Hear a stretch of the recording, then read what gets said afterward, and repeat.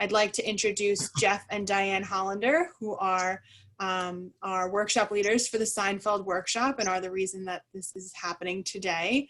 So Jeff and Diane, take it away. Okay. Hello, everyone, and welcome to an afternoon of Seinfeldia. I don't think there's anyone here who couldn't use a little laughter today. We cannot tell you how thrilled we are to have Jennifer Keeshan Armstrong back with us. We first met Jennifer in 2016 when she did a presentation to a very large and excited group of OLLI members. Jeff and I picked her up at the Stony Brook train station, and we immediately felt her enthusiasm. We were so fortunate to get to know her over lunch, and it was then that we realized what a special person she is. Jeff will tell you more about her, but I would like to let you know, Jennifer, that you and your Seinfeldia book, that's my Seinfeld Bible. I refer to it all the time. I couldn't do without it in our many workshops. I couldn't do anything if it wasn't for your book. So I want to personally thank you so much for everything you've done over the years for us in our Seinfeld class. And this is with me all the time. And I just wanted you to know that how much I appreciate it. And now I turn you over to Jeff. Welcome to all our OLLI workshop people, the greater OLLI membership, and especially to you, Jennifer. Thank you for coming back and joining us today. You know, it's funny, putting it in perspective. She joined us at 2016 when one of the big bestsellers that year was her Seinfeldia. It was on all the lists, you know, certainly the New York Times bestseller list. And she was good enough to squeeze us into her schedule, which was book signings all over the country and the region, never realizing where Stony Brook University was. After a couple of very long hours on the Long Island Railroad, you know, we took her for lunch at the Hilton Garden Inn, which is where we were in the midst of having a workshop semester right now until we weren't. But it's so great to have you back. I know you probably appreciate the lack of a trip this time around. And more importantly, when we had her, in I think it was around November of 2016, I reached out to her many times over the years because, as most of you know, we've been going back and forth between Catskills and Seinfeld. And every time I've reached out to her, she's always been so generous with her time. She gets back to us, she talks, she encourages us. She usually has to apologize and say, I'd love to come back, but I'm in the midst of launching another book. So a couple of years ago, she did Sex and the City. And actually right now, as luck would have it, timing-wise, she's just launched a new book, Pop Star Goddesses, about a huge range of great female singers, from Madonna and Celine Dion to the most current ones. You know, I think you'll find it interesting reading if you're into pop culture, but that's what the point is. Jennifer is a pop culture specialist. Even back at the beginning of the decade, around, I think it was 2010, she came out with something about the Mickey Mouse Club. And even though she's a person that came to New York City from the Midwest, a suburb of Chicago, she has been prominent on the New York culture scene. She's been writing for Entertainment Weekly. She's been with a New York Times Book Review. She's been with New York Magazine. She's written for a lot of things. And what we've been most proud of, I remember Diane and I speaking for two of us at least, when, for instance, Mary Tyler Moore, which is another one of her big sellers, passed away a couple of years ago. We were watching specials like on CNN or ABC. And I say, Diane, there she is. She's the go-to expert, just as she was when Seinfeld was celebrating their anniversary. So it's with a great, you know, feeling of pride and admiration that we're happy to have you back, but I don't want to take any more of your time because they didn't tune in to see us. They've seen us before. Right. Welcome back, Jennifer. Thank you so much. That was such a nice introduction. I enjoyed that. I was enjoying all of the great stuff about me. So thank you so much. Thank you for having me here.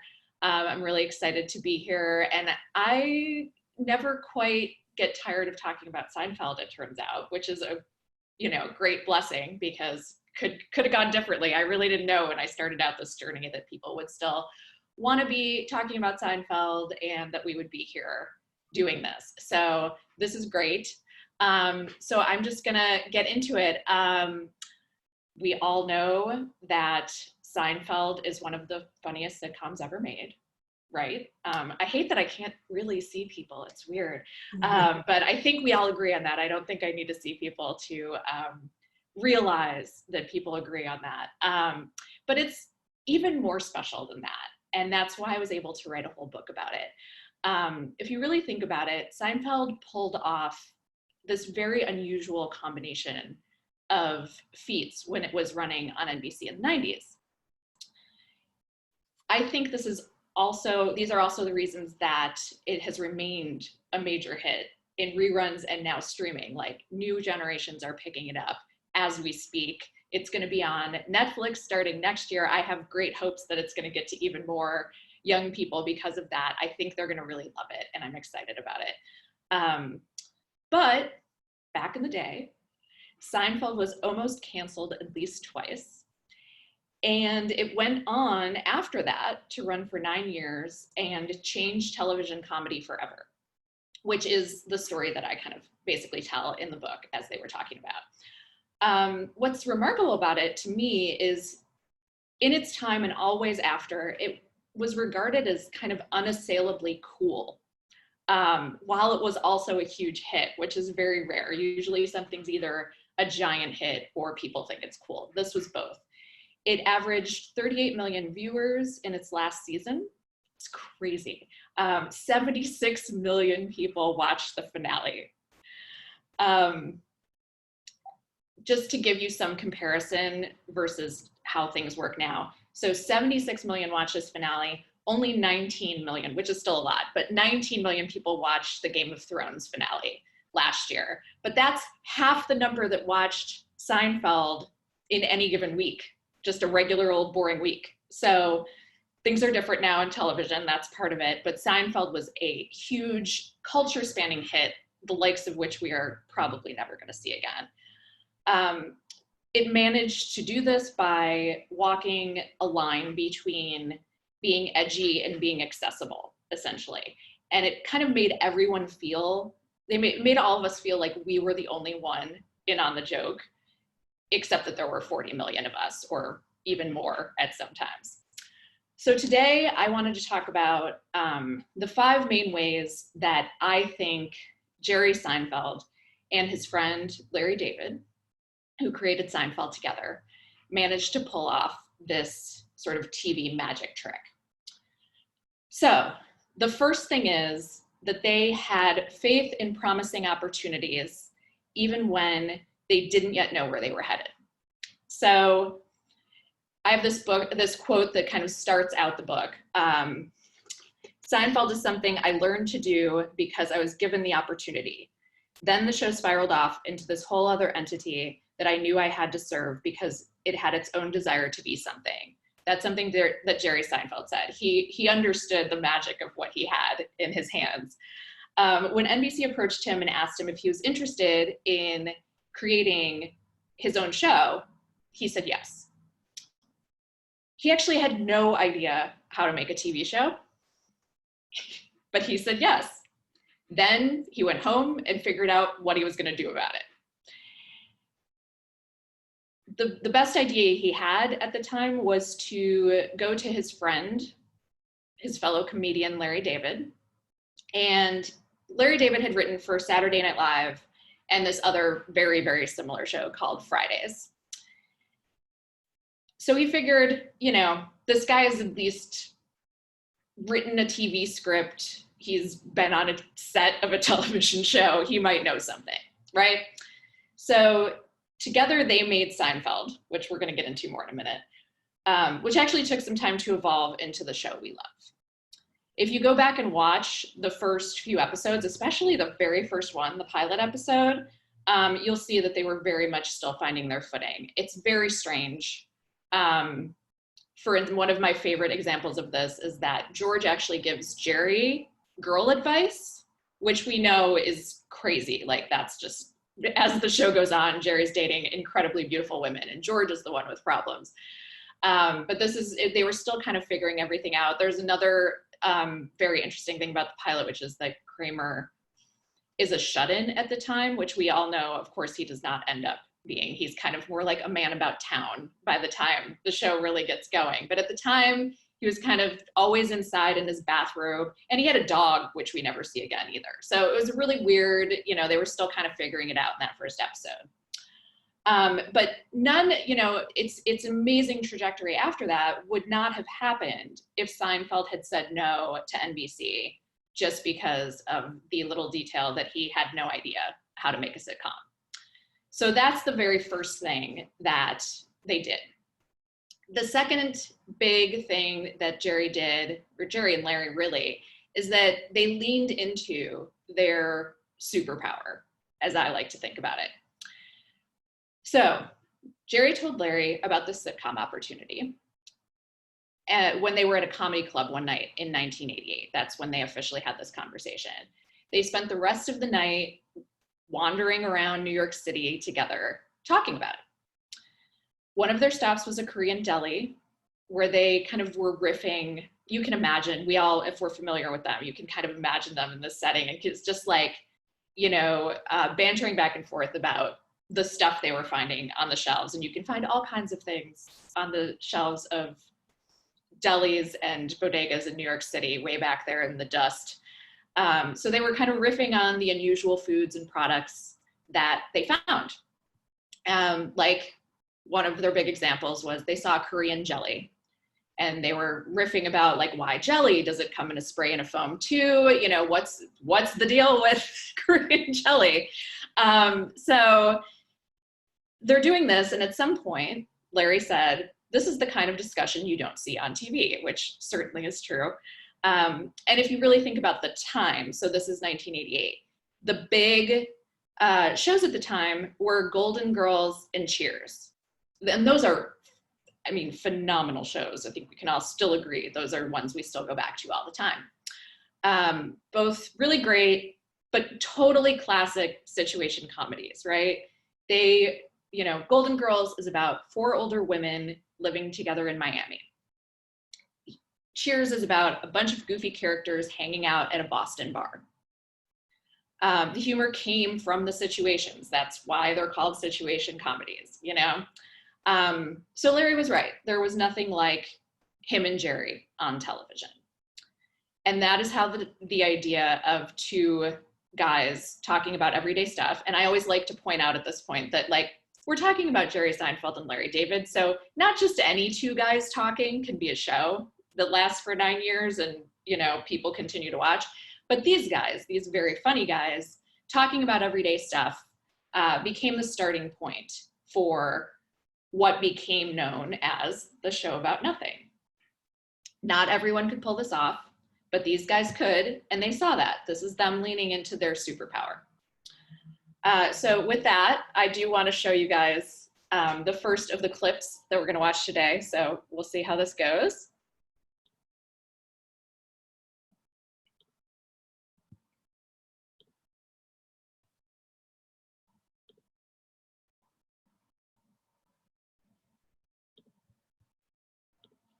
So what have you 2 come up with?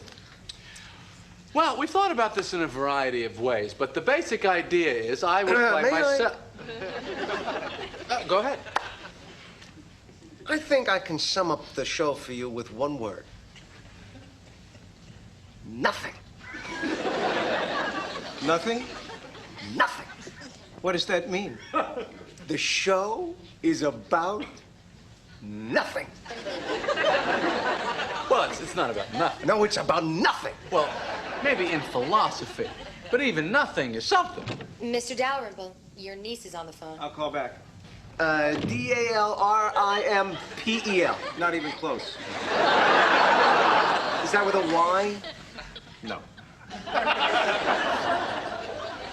What's the premise? Well, as I was saying, I would play myself, and as a comedian living in New York, and I have a friend and a neighbor and an ex-girlfriend, which is all true. Yeah, but nothing happens on the show. You see, it's just like life. You know, you eat, you go shopping, you read, you eat, you read, you go shopping, you read. You read on the show? Well, I don't know about the reading. We didn't discuss the reading.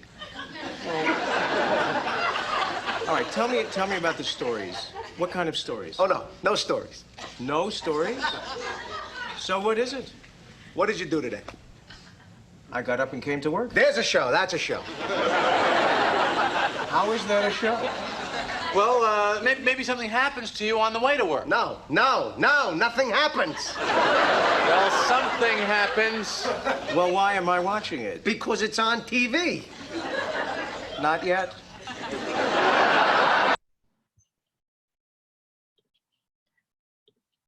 Okay, so that was a series of episodes in which we actually see Seinfeld telling its own origin story, in which Jerry and George go and pitch a sitcom within the sitcom to NBC, and we see it all unfold. And this was their opportunity to tell their own story. And this is close to kind of what went on when they were first actually pitching the show to NBC.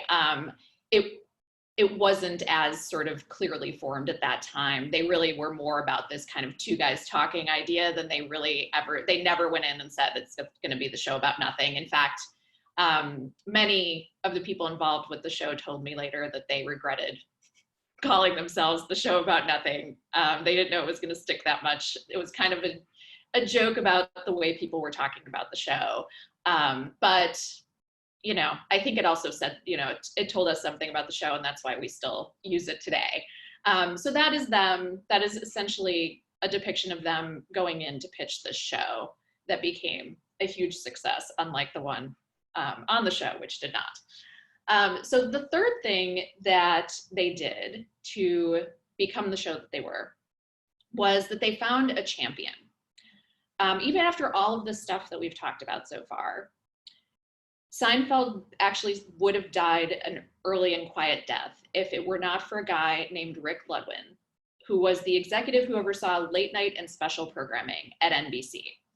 He actually recently died, so we can thank him for this incredible legacy that we now have. So he'd been the one to initially recruit Seinfeld because of his stand-up. Ludwig ended up barely getting the show on the first episode. So Larry and Jerry created the show. It was called the Seinfeld Chronicles at that time. It had one episode. He got it on the air in '89, but just barely. He got it on July 5th, 1989. So this is not a good time to be on the television. This is the dead zone of summer. It's the day after the 4th of July holiday. It was basically supposed to die there. They put it there on purpose. It was a dumping ground. The show was expected to end there. But Ludwig actually argued for more episodes the following summer. And this is one of my favorite factoids. He financed this. His bosses basically said, like, if you can find the money, go for it. Sure. So he financed it by cutting a Bob Hope comedy special from his budget. Basically, I mean, I'm sure it was not this exact, but essentially 1 2-hour Bob Hope special equaled roughly 4 half hours of Seinfeld. So they got 4 episodes. That's how it worked. They changed the name to Seinfeld.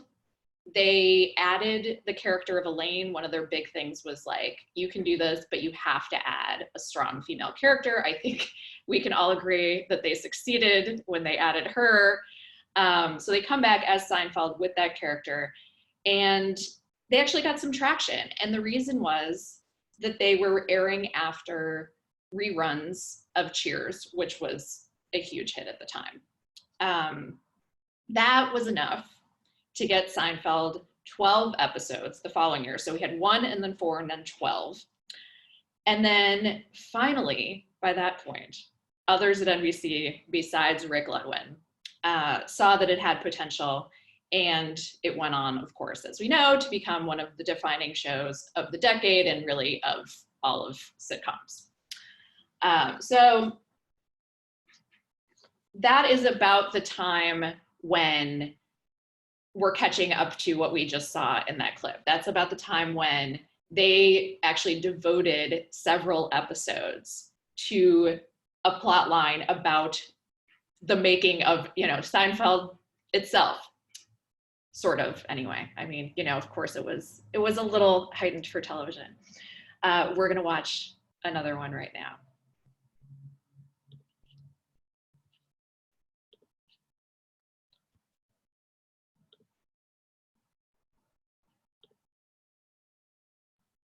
What's going on? We're going to shoot the pilot, and then it's going to be on TV the following week. Yeah, right. This is Mark Matz. He'll be auditioning for the role of George. How you doing? Hey, Mark, how are you? Hey, you gotta be kidding. This guy's perfect. Hey, let's read this. I'll be reading Jerry's part. Anyone call for Vandelay Industries? No, why?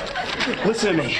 I told the unemployment office I was close to a job with Vandelay Industries, and I gave them your phone number. So, when you answer the phone now, you've got to say Vandelay Industries. I'm Vandelay Industries. Right. What is that? You're in latex. What do I do with latex? Well, no, you manufacture it. This is Michael Barth, another George. Hi, Mike. How are you doing? Thanks for coming in. Everything all right? I just came from the podiatrist. Yeah, I got something wrong with my foot. I got a little gangrene. They're probably gonna have to amputate. Any questions? Yeah, well, what are we looking at here? I mean, is this guy like a real loser? No, not a loser. Let's start with the second scene. You have it there? Yeah. Okay. A man gave me a massage. So? Well, he had his hands, and he was. He was what? Well, he was, he was touching and rubbing. That's a massage. I think it moved. Melissa Shannon. Hi. Hi. Melissa is reading for Elaine. It's like a bald convention out there. Sorry, I made a faux pas. No, you didn't. He knows he's bald. So how about the guy wearing sweatpants? I mean, did he do that for the parties who walk around like that? Okay. Shall we start? You know what? I'll read with her. Oh, great.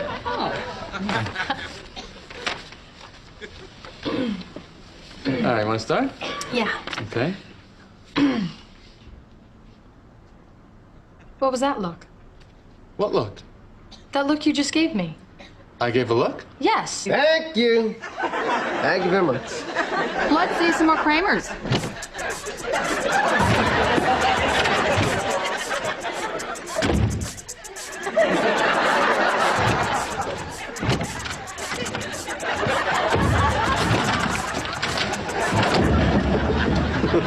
Hi. How you doing there? Welcome. See you. How you doing? Good. What is this about? Levels. Levels. Yeah, getting rid of all my furniture, all of it. I am building levels with steps, completely carpeted.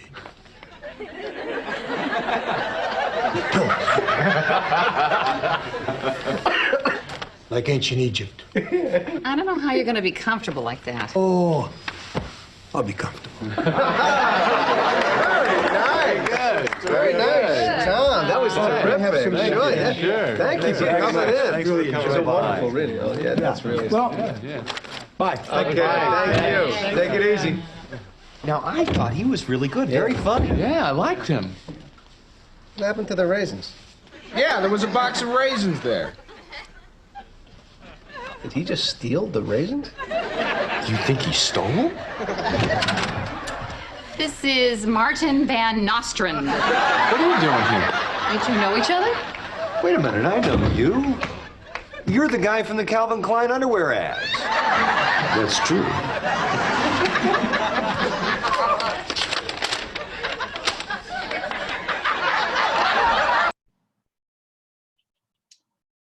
Okay. So that was a lot, but it was really fun. That is, of course, them auditioning people to play the equivalent characters in their own version of the sitcom. And that's going to kind of start to transition us into my next point.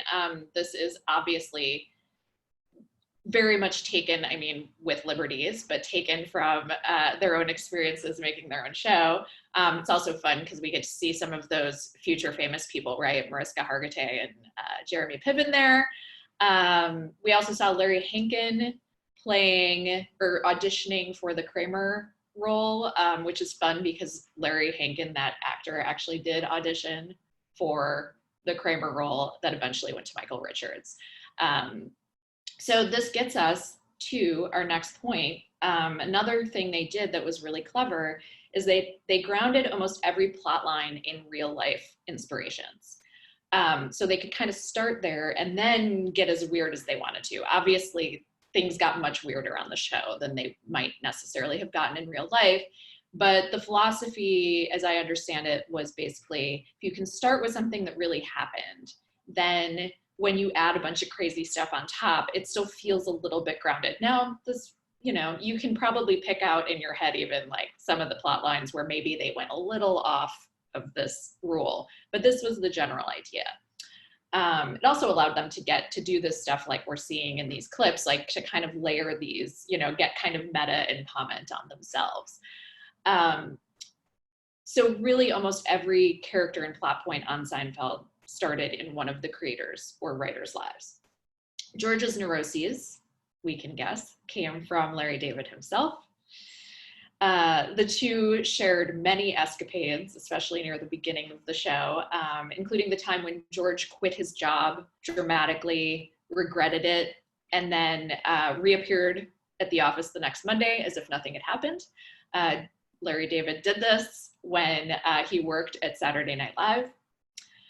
Elaine and Jerry's romance, which turned into friendship, was based on David's similar relationship with Monica Yates, who was the daughter of novelist Richard Yates, who wrote Revolutionary Road.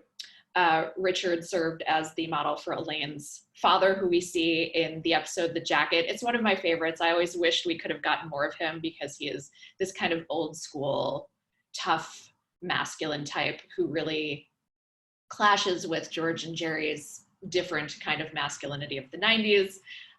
He was very fun. And as we were kind of getting into toward the end of that clip we just watched, one of my favorite examples of all of this crazy layering of real life and fiction is the character of Kramer. Cosmo Kramer, the character, was based on Kenny Kramer, who lived across the hall from Larry David in Midtown Manhattan at the time that Larry David was writing the pilot episode. So we have many, many examples of the real life Kramer and the fictional Kramer kind of interacting and kind of blending into one. I have to set up these next clips. I mean, you probably know your Seinfeld enough to know, but I wanna make sure we're all oriented. So the first clip I want to watch is actually about Jay Peterman, who also had a similar real life and fictional crossover. There really was and still is, I believe, a catalog company called Jay Peterman, which sells lots of exotic items like, you know, capes and duster jackets and things like that, and sells them with these very glamorous kind of catalog copy that implies that they were found in the south of France or on a mountain, you know, in Egypt or something like that. So this first one is in fact the Jay Peterman character's introduction.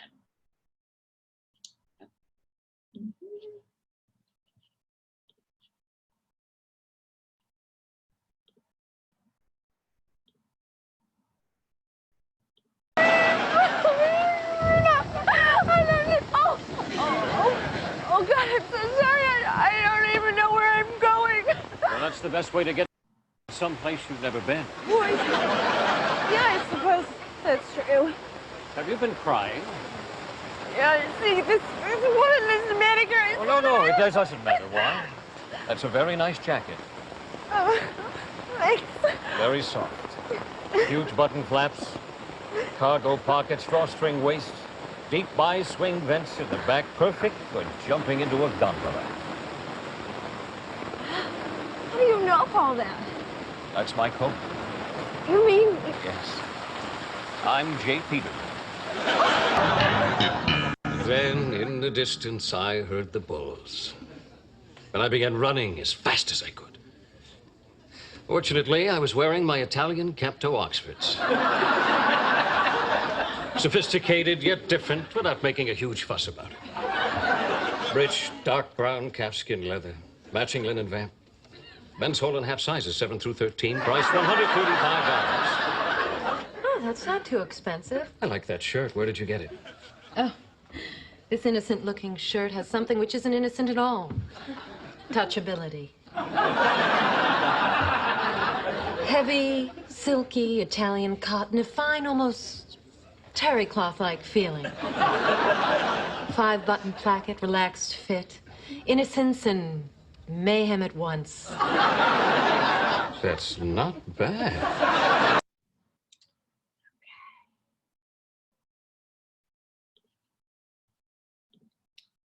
So that was Jay Peterman's introduction, and he is very fun because all kinds of crazy stuff went on with Jay Peterman because of and throughout the Seinfeld run. One of my favorites being the fact that they did not actually even ask to use Jay Peterman in their show before they put him in there, and he was a real person with a real company. They loved the company. They saw the catalog, which I highly recommend you look up. You can find both, you know, kind of, if you Google it, you can find stuff from the old catalog and some new stuff as well. And it is exactly like you just saw. The catalog copy is this dramatic, these ridiculous scenes kind of over dramatized to kind of create the idea of this character who they then made a character on the show and did not ask before they did it. And this man came into work one day. He had just been traveling back to his office from Los Angeles and came into work, and all of his employees were telling him, "You were on Seinfeld last night." And he said, "No, I was on an airplane last night." And they insisted, and they finally found a tape of it and proved it to him. And Seinfeld is lucky he did not sue. Instead, he just asked that if they kept using him, that he could see the scripts ahead of time, which they agreed to, and he never asked for any changes. The only kind of reaction he ever had is there is one where the character's mother dies, so he called his mother to warn her that the character was going to die, but she was not, I guess. So that is one of the crazier crossovers they had from a real life inspiration to this show. But that leads us back to Kramer, who I do want to set up a little bit this next clip in case you guys don't remember every detail.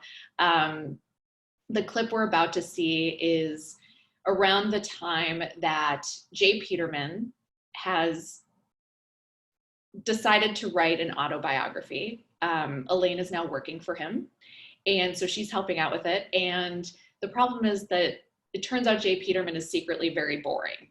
He pretends he has this glamorous life, but he does not. So he has purchased life stories from Kramer to use as part of his book. And that is where we pick up with this particular clip.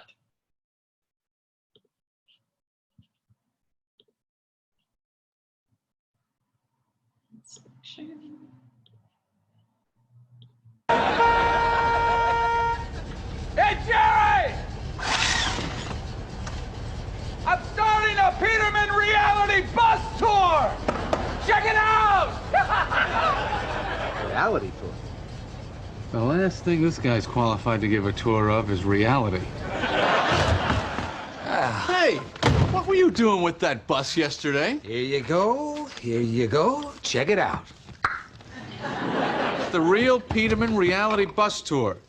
I'm confused. The Peterman book is big business. People want to know the stories behind the stories. Nobody wants to go on a 3-hour bus tour of a totally unknown person's life. I'm only charging $37.50, plus you get a pizza bagel and dessert. What's dessert? Bite-sized Three Musketeers. Just like the real Peterman eats. He eats those? No, I eat those. I'm the real Peterman. I don't... Wait a minute. I think I understand this. J. Peterman is real. His biography is not. Now you, Kramer, are real. Talk to me. But your life is Peterman's. Now the bus tour, which is real, takes you to places that, while they are real, they are not real in the sense that they did not really happen to the real Peterman, which is you. Understand? Yeah, it's $37.50 for Three Musketeers. You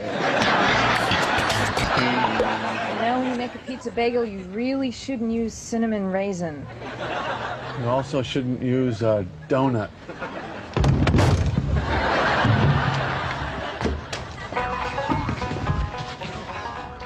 All right, ladies and gentlemen, welcome to the Peterman reality tour. Turn music off. Kramer, can we just go? And go we will. What is this? Pizza pound cake? Well, we have a bonus ultra-reality stop today. We're going to be hauling muffin stumps to the local repository. We're going to a garbage dump? And we're off. You know, I never thought he'd be able to recreate the experience of actually knowing him, but this is pretty close.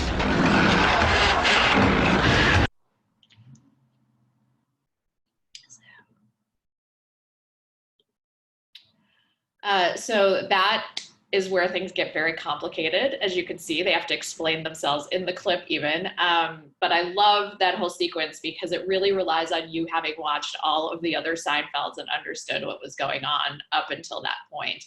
But that is also, crazily enough, based on reality. It is crazy, but I love that he says ultra reality stop, because this even is an ultra reality stop.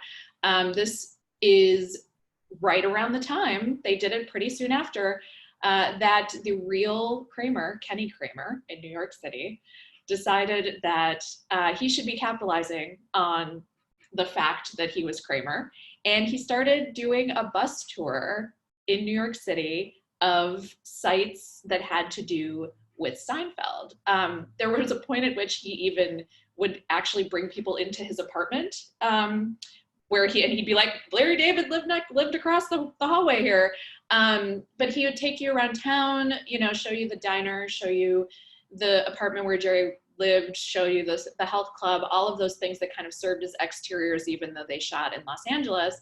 And he really did have them eating, they had like pizza, they didn't do pizza bagels. That's the good news. It wasn't quite that bad. And they did not, as far as I know, ever go to a garbage dump. And it's a very nice bus. That's the other thing I do want to say. It was $37.50. They actually went through the trouble to get the brochure for the actual tour at the time and really kind of copied a lot of the details. He had them eating Snickers bars with a knife and fork, like, you know, another reference to the show. He had a bunch of just like stuff in there that would really thrill you if you were a Seinfeld fan at the time. And yeah, they actually, when they heard that the real Kramer was doing a bus tour, they thought, well, we have to work that in somehow. And they really did it. And it is quite the memorable episode, of course. Even Festivus was real. So we're gonna watch a clip really quick and then talk about Festivus a little bit.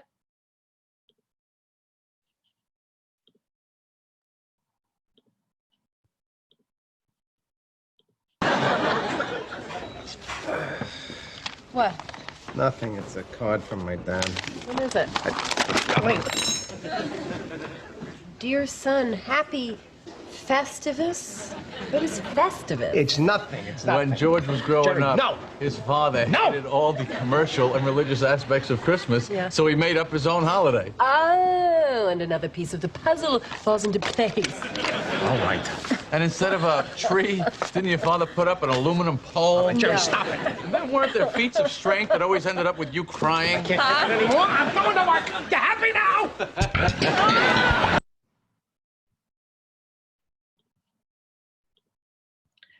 So that is a brief look at Festivus. I could watch that whole episode over and over again, but we will not do that right now for time's sake.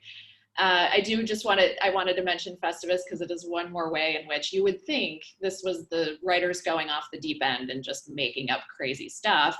But in fact, Festivus was real in the sense that there was a writer named Dan O'Keefe, and his father made up this holiday called Festivus. It was a little bit different in real life from the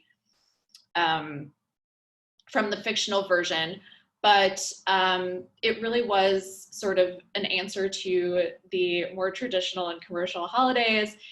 The writers got to go a little crazy after this, and they, were the ones that came up with, say, the Festivus pole and the feats of strength.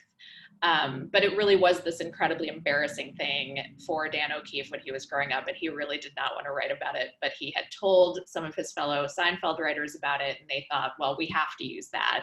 And so they went ahead and told Jerry Seinfeld about it, so that he was forced to essentially write about it. And that is how Festivus came about, and I feel like this is one of the most enduring parts of Seinfeld culture. I mean, people still celebrate. I think they celebrate it more than ever now. Every year around Festivus time, I see tons of stuff online. You can buy Festivus poles. College campuses will have parties. There's all kinds of stuff. So it really is one of those great examples of they took this based in reality thing and turned it into something even bigger that they then gave to the world, and now everyone knows about. So the fifth and final thing that they did to solidify their enduring success was kind of what we're already talking about here, right? They created very distinctive moments, images, and catchphrases that stayed with us. Great example of this that you can see its endurance in culture. Something I talk about in the book is that the Brooklyn Cyclones minor league baseball team started having these Seinfeld nights several years ago. They are a complete scene. I went to the very first one, and it was incredible. The team was winning something ridiculous like 16, or losing like 16-2. It did not matter. Everyone stayed because people were there in their Vandelay Industries t-shirts. People were wearing puffy shirts. A lot of people were wearing the puffy shirts with shorts, which is a real look. There was this, I'm sure this was not planned, but when I was in the women's restroom, there was a toilet paper shortage, and people were asking each other, can you spare a square? But they had all these activities. They had, a junior mint toss, all those sorts of things, just every reference you can imagine. And I think the best part was that a bunch of women came dressed totally like Elaine, like the flowy 90s dresses, the big hair, the clogs, and there was a dance-off. We have to watch the clip, right?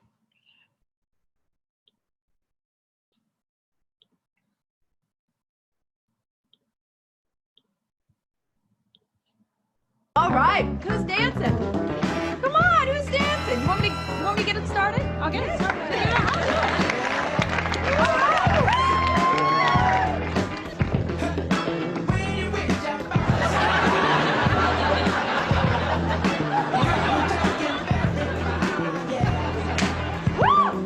Come on, guys, hold up. Hey, fancy Moses.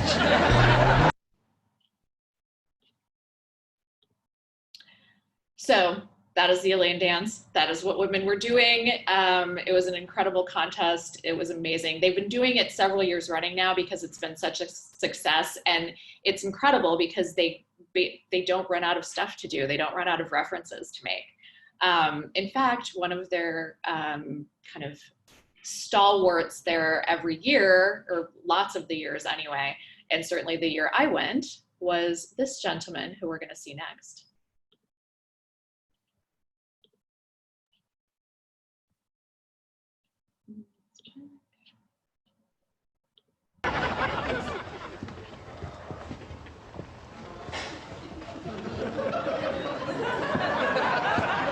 Medium turkey chili. Medium crab bisque.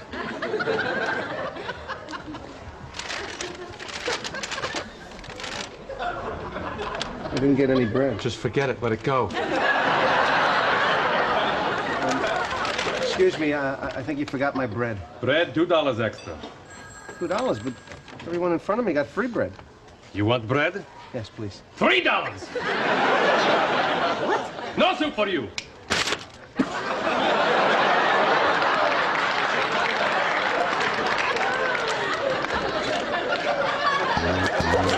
Shh, I gotta focus. I'm shifting the soup mode. Oh, God.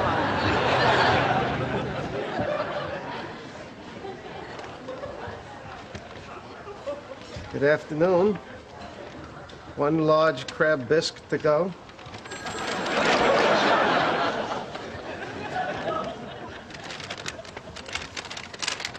Red. Beautiful. You're pushing your luck, little man.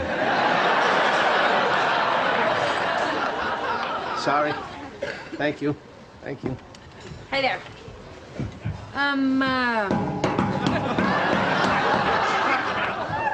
Oh. One mulligatawny and, what is that right there? Is that lima bean? Yes. Never been a big fan. You know what? Has anyone ever told you look exactly like Al Pacino? You know, Scent of a Woman? Hoo-ah! Hoo-ah! Very good. Very good. You know something? No soup for you! Come back 1 year. Next.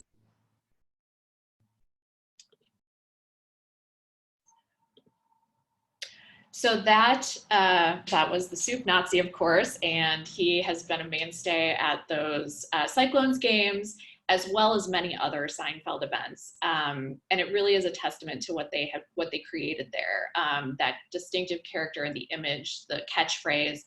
That he was only on one episode, which a lot of times people think he was on several because he made such an impact, but it was just one. And the actor, Larry Thomas, who played him, has made quite a living continuing to play him after that one episode that he was on, you know, decades ago, because people love it so much, because it's stuck so much. So I loved talking to him. He was a really nice man, and he is remarkable at kind of embracing this. Not everyone would want to keep just saying no soup for you for the rest of their lives, but he felt like this is something people love, and it's something that allows him to pay his bills and then go off and do, you know, challenging acting roles and whatnot when he wants to. So it really is incredible that that is one of those things that has just stuck around so much. And I think this is why Seinfeld kind of remains so strong in our culture. It's because the fans can speak their own language to each other. No Soup for You is kind of just the beginning. We could do this all day, right? Real and Spectacular, Master of My Domain, yada, yada, yada. Not that there's anything wrong with that. And you can kind of say that to other Seinfeld fans and they know immediately what you're talking about. And then you know you've found a kindred spirit. And these spirit phrases have also just kind of infiltrated our vernacular in general and made it so that, you know, Seinfeld is kind of omnipresent in our culture. This all looks really simple in retrospect. But if you look at how many shows have sort of tried to emulate Seinfeld after that, you realize it's not that easy. Nobody has really duplicated the success that Larry David and Jerry Seinfeld had by just kind of recklessly at times even following their creative instincts and doing so to create this incredible thing that we're still here talking about right now in 2020. So that is my presentation. I'm happy to take questions or anything else. Thank you. Thank you so much, Jennifer. So we have two questions in the chat room right now. Harold asks, did they consider using Larry David as Jerry's sidekick instead of Jason Alexander? Consider is not quite the right word because Larry David makes up his own mind about all things. It is certainly something that's come up over the years. And I don't think they considered it seriously because it didn't seem like Larry was interested in it first. Obviously that changed. I think we can see that from the fact that he did Curb Your Enthusiasm and continue, I shouldn't say did, is still doing Curb Your Enthusiasm to this day.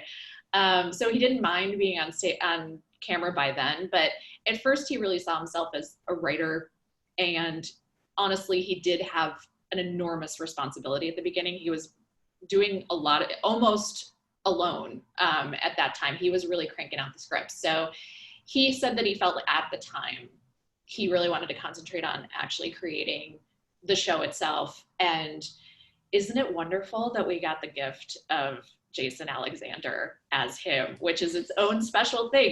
He's kind of doing Larry David, but it's its own thing. And I'm really glad because Jason Alexander, I think, is an extraordinary actor.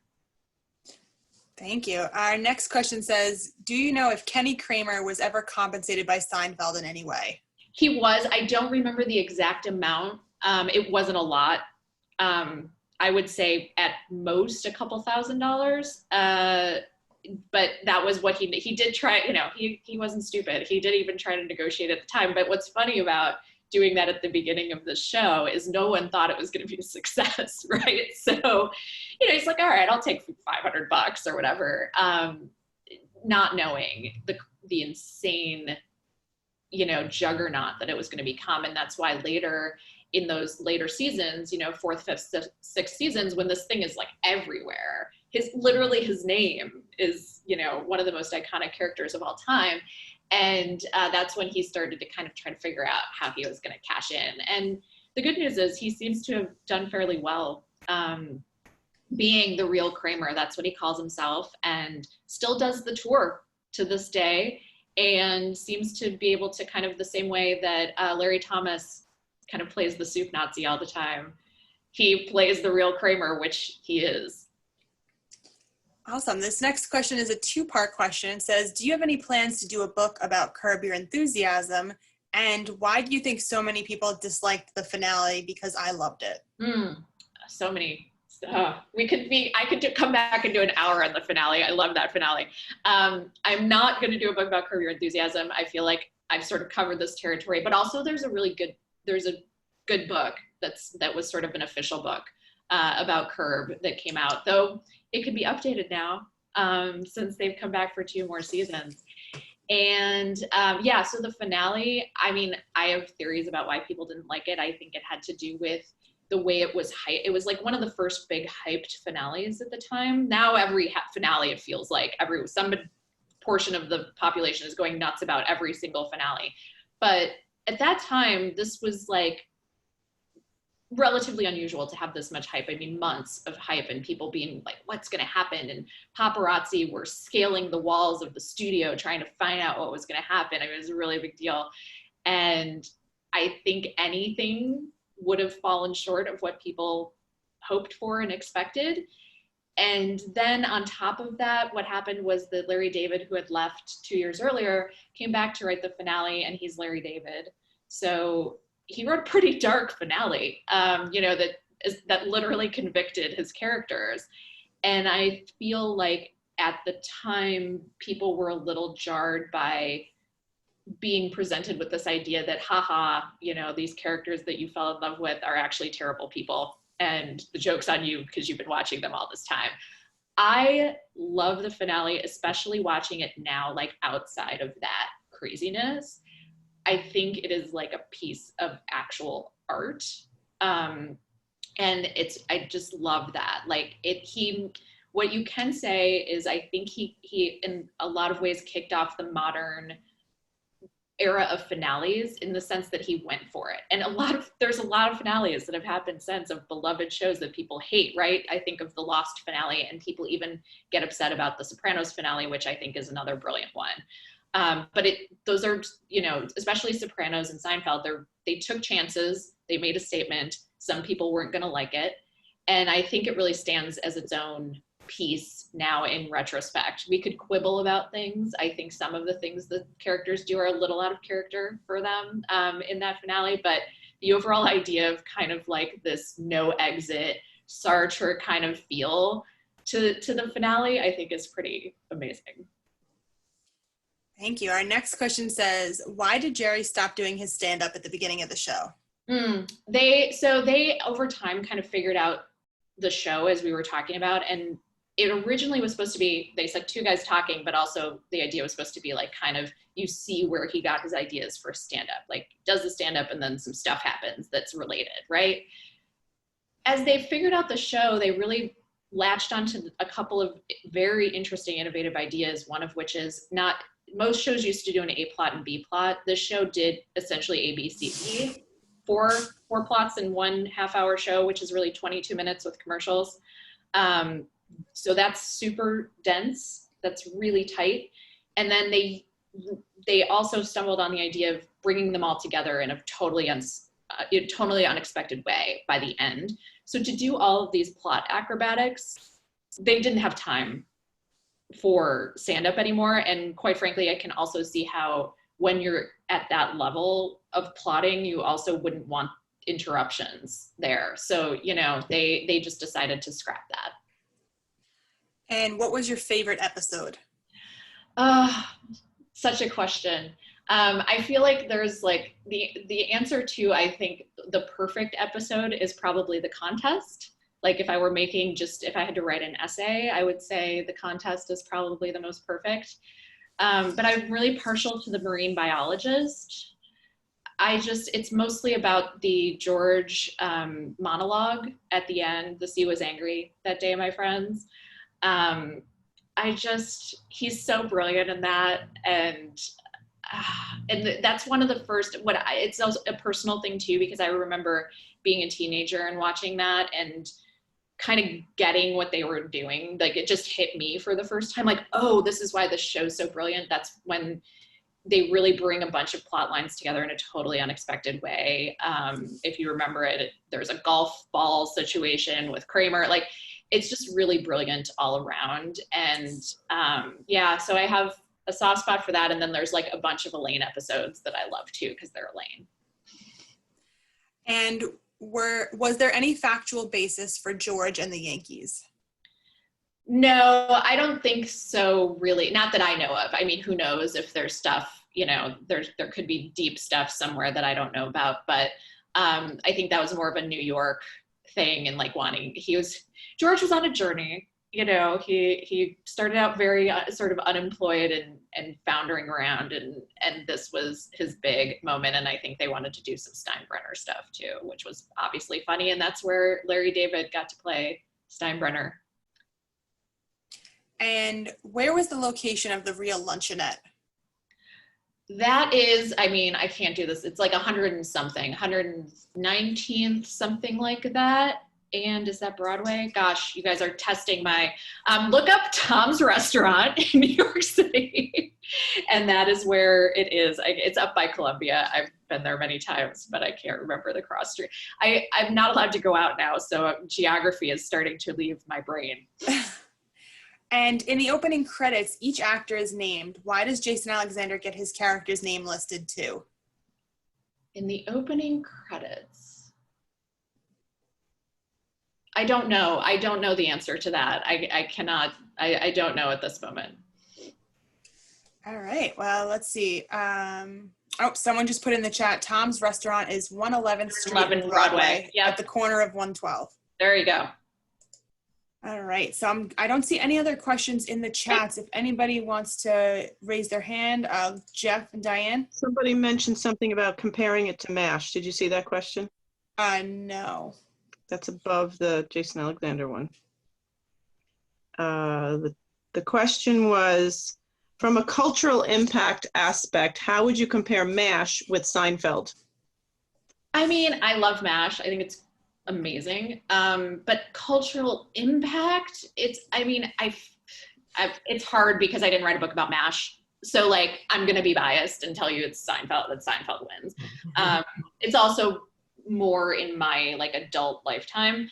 But I just feel like Seinfeld was so impactful, like culturally, in terms of, you know, we were talking about the phrases that people still use, in addition to the fact that no comedy after that, I mean, not no, but like comedy after that was so incredibly changed. I mean, this is when you get into the darker, edgier stuff. This is where I personally make the argument that even, you know, the anti-hero, which comes in dramatically with The Sopranos, I make the argument that I think Seinfeld paved the way for even Tony Soprano, because they proved that you did not have to have, I mean, there was, TV absolutely believed before this that you had to have likable main characters, at least one main character who was just like sunshine and rainbows before this. And they really snuck in because no one was watching them, as we discussed. No one thought they were going to be a success. So they kind of snuck in with these characters who then over time evolved to be even more self-centered and narcissistic, and turned out to be really fun to watch them. And I think that they prepared America for the idea that they did not have to love a person's morals to want to watch them. Mm-hmm. You're unmuted, Jeff. You're good. Jeff?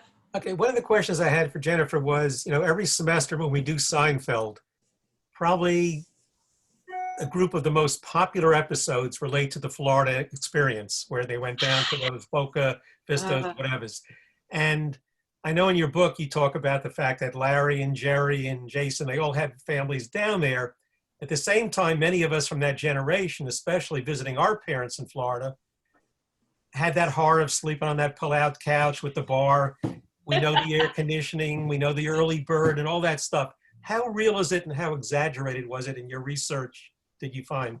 I mean, I think it's like everything else, and that's why we love it, right? Is that it feels based in reality. And I think something they do is when they exaggerate stuff, goes for everything. It's like part of them exaggerating stuff is to make us, they give us the feeling we have when we're there, right? So it always feels a little more dramatic when you're the one sleeping on the sofa bed with, when it's super hot and all of this stuff, and they won't turn the air on.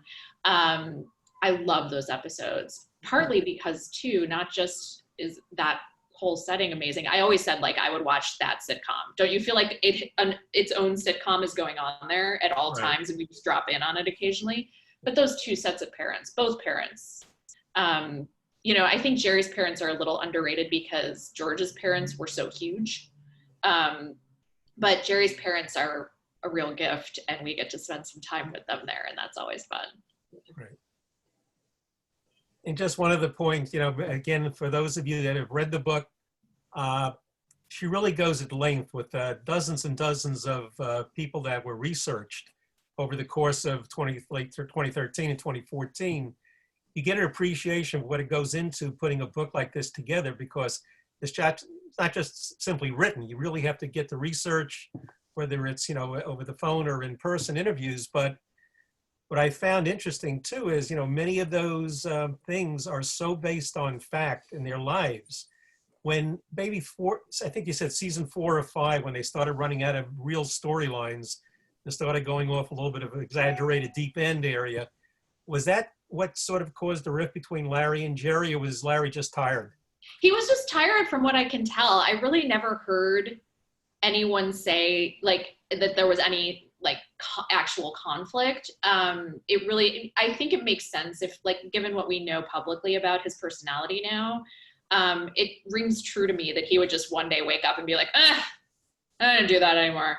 Right. And he's very he does what he wants to do and doesn't do what he doesn't want to do. Right. And people were pretty honest with me about him in general, so I have no reason to disbelieve this part, you know what I mean? People would be like, oh yeah, he was kind of a jerk sometimes. Of course he was. He's him. We understand what that looks like. We've seen his show. And yeah, he wanted to stop. Jerry wanted to keep going. And we know that Jerry ended it 2 years later after being offered literal truckloads of money to keep it going. So we know that he had pretty good instincts as to, he wasn't just doing it for the money, though he certainly got plenty as well, and kind of knew when to hang it up. But yeah, the last 2 seasons are very different without Larry. That's for certain. And that is something that I talk in detail about in the book, because they got that kind of they had to replace him with many writers to do his job because he was working so hard. And they got a lot of young writers who had grown up watching, not grown up, but kind of, they were teenagers in their 20s when they were watching the show. And so they brought this kind of different energy that was not as dark. Something I always cite when talking about this that I hadn't realized till I wrote the book is that Larry's last episode before he left was killing Susan with the wedding invitation envelopes. That's a very dark place. So that is where he left the show, and he does everything deliberately. So he knew exactly what he was doing. He killed Susan, and then he left. And I feel like that is such an indication. And then they had to kind of bring the show back up out of that. And it was a little bit zanier for the last 2 seasons because of it. But his mother gave him a lot of grief after he did that episode, from what I remember. It's dark.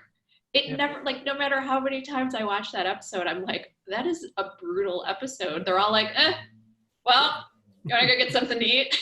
And then Kramer calls her the wrong name, and then they leave. Like, it's so dark, and it's kind of crazy that they could even come back from that, except that it was near the end. It was at the end of a season, so they were able to, like, kind of shake it off when they came back. But he left him in a tough place.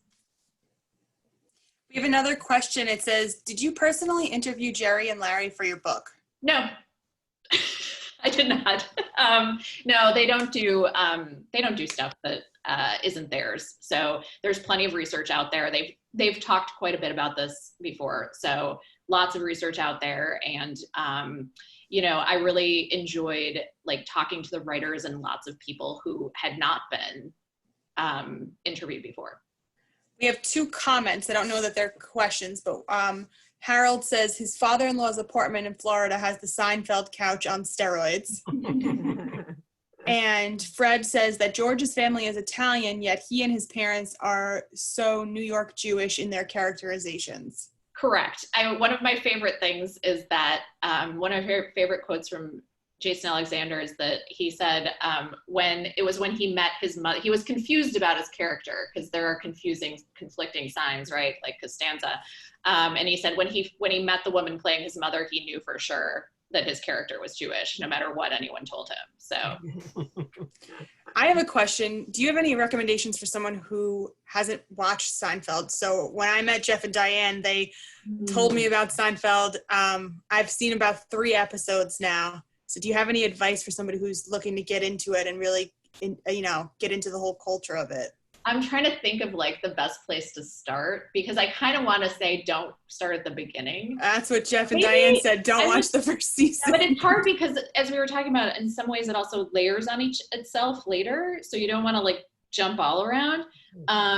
But my 2 instincts are, one is, we didn't talk about this today, but the Chinese restaurant, to me, is kind of the first indication of where they're going. And the network hated that episode and almost stopped it, but they went ahead with it anyway, and it's a classic now. So you could kind of try to start there and maybe go forward from there, because I don't think you'll miss a ton before that. The Contest is a classic. If you wanted to just, like, go in for one, that's a good one, and then maybe start a little bit back. That whole season with the that we were watching some of, with the pilot episode and all of that, is good. So you could kind of start there and learn their origin story and move forward, because really at the beginning you might be like, why are people into this? Because they're still kind of figuring it out. Awesome, thank you. All right, so is there anybody else? Last chance for questions. Yeah, there's another question there. Well, it's not a question. It says she has to watch in order the jokes build. You'll appreciate it so much more by season 3.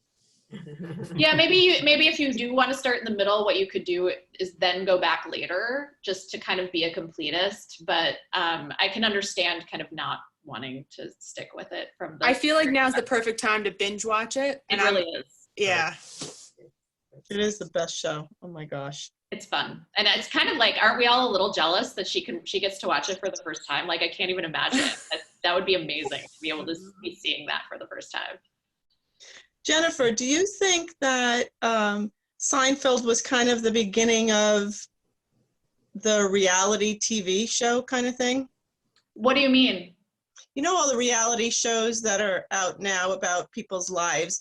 I feel like Seinfeld was kind of a beginning kickoff to it matches up era. Timeline wise. That's like right after it ends is when we start getting like Survivor and stuff like that. Right. Yeah. So it's a good theory. I had never thought about it before. Yeah, because it's about their life. It's about nothing really, and it's about their lives and what they do. And they go to the restaurant and they chit chat. Well, look at all these reality shows that are out now. I feel like it was the beginning. Right. Talk about the show about nothing.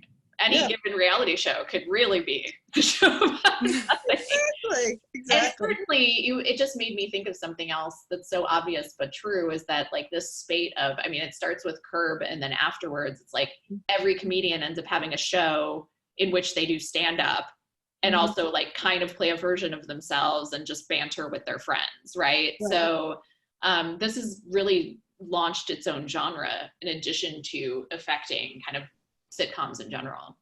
Yeah, I agree. I think that's true.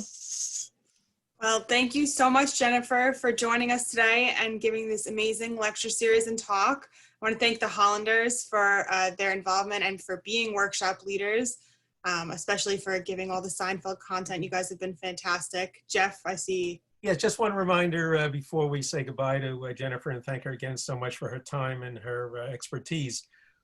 She's been generously offering anybody that's bought the book since she came the last time or has given it as a gift, to family or friends. She has an ability to give a, well, not a virtual, but some sort of a autograph for their copies, since she wasn't here to do it in person today. So if anybody is interested and has one that they need to get an autograph, forward your information to us, who you'd like to perhaps have it sent to, and an address, and we'll move it on as a group back to Jennifer. But again, we'd really like to thank her. She motivates us when we do it each semester. She does. We kind of lost midstream, but I'm glad she brought up the whole, I believe that was the 4th season. We were really centering on that this time, how the show, in their eyes, eventually became a reality by season 4. So Brianne, if you want to go back, I think just We're sort going of to get Brianne into it. forget don't about worry. the first couple seasons. There wasn't a whole lot there in substance, but you really see the evolution of the show in their eyes and for the home audience in that season. And we will somehow bring it back, and when we go live again as soon as our world allows us to in the future. So we thank her. Thank you, Brianne, too, for doing Yes, this. Thank you so much. It went very smoothly, and we thank certainly Jennifer for giving us her time, and wish her a lot of luck with her Pop Star Goddess book. And I'm sure she will have only continued success, and we look forward to having her back.